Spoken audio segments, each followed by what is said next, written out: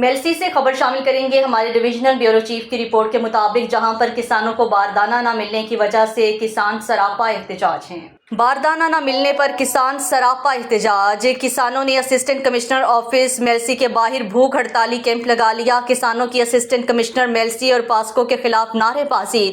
PASSCO centre پر بوریاں بیوپاریوں کو فروخت کی جا رہی ہیں۔ چھوٹے کسانوں کو باردانہ نہیں دیا جا رہا۔ حکومت کی غلط پالیسیوں کی وجہ سے مکئی کی فصل سے بھی کافی نقصان ہوا۔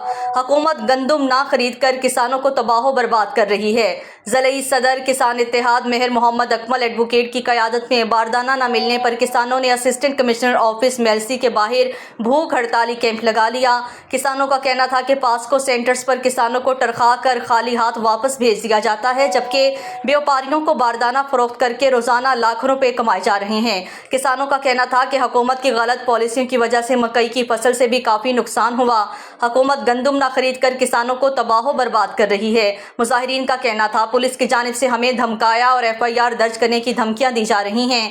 DSP میلسی اور SHO تھانہ سٹی بھاری نفری کے ہمراہ اسسٹنٹ کمشنر آفس کے باہر موجود ہیں۔ مظاہرین کا کہنا ہے کہ ہم صبح سے احتجاج کر رہے ہیں، جبکہ اسسٹنٹ کمشنر اپنے آفس میں موجود نہیں ہے۔